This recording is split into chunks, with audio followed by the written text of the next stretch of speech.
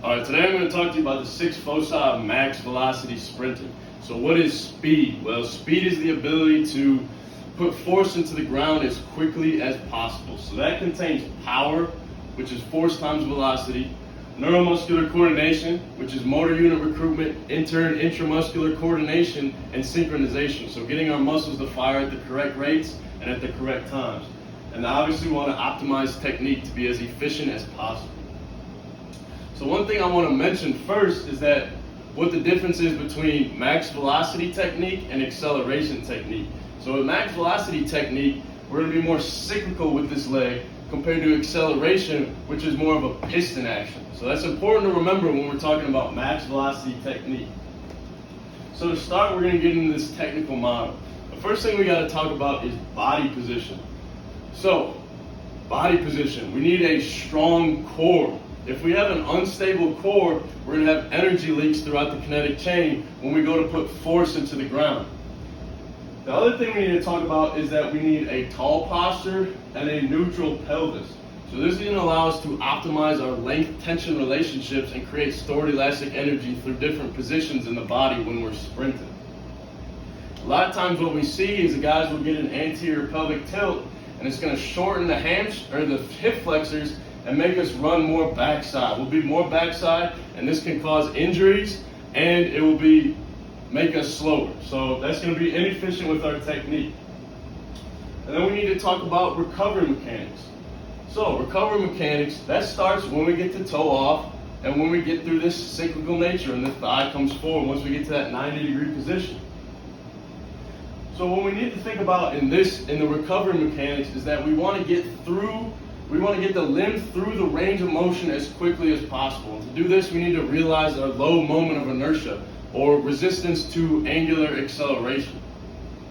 And to do this, once we get to toe off, we need to be dorsiflex. So what dorsiflexion does is it facilitates the triple flexor response. So we're going to be dorsiflex at the ankle, and that's going to flex our knee and in turn our hip. And when we flex our knee, that's going to create a lower lever and allow us to get the limb through the range of motion as quickly as possible. So that's the important part about recovery mechanics. And then we get to the transition phase. So the transition phase is really cool. The transition phase is when we start to decelerate this thigh. So once this thigh starts decelerating before we change directions.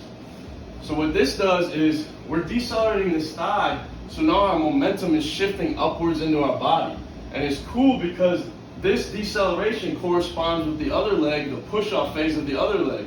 So if our momentum is shifting up through our body, we can push off with more force through the ground on the corresponding leg.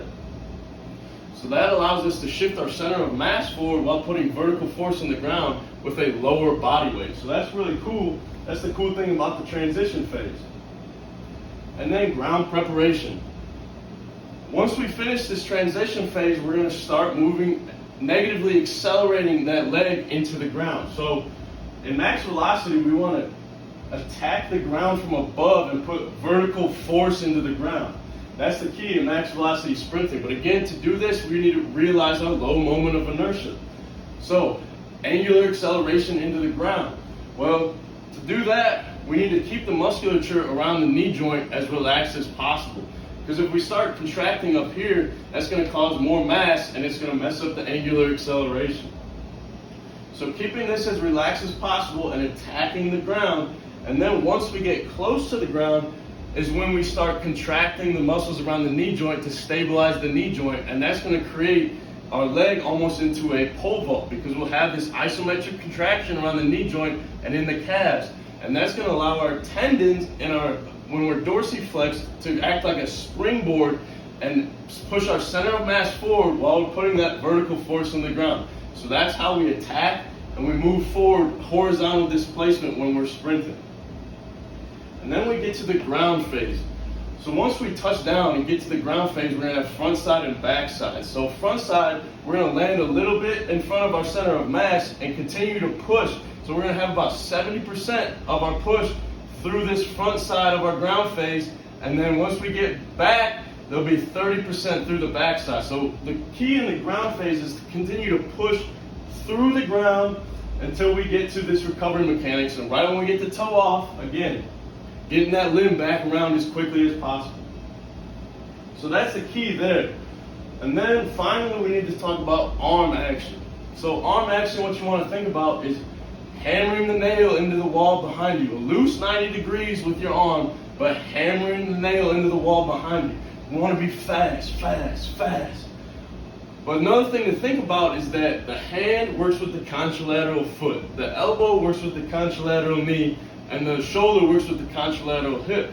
So it's said that the arm controls the leg. So if I'm here, the arm and the leg need to go down at the same time because it all works in synchronization. All those muscles fire together.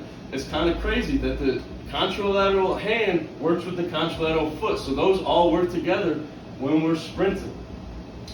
So we need to think about all 6 of these in the technical model to be able to optimize our technique and be as efficient as possible when we're sprinting for max velocity.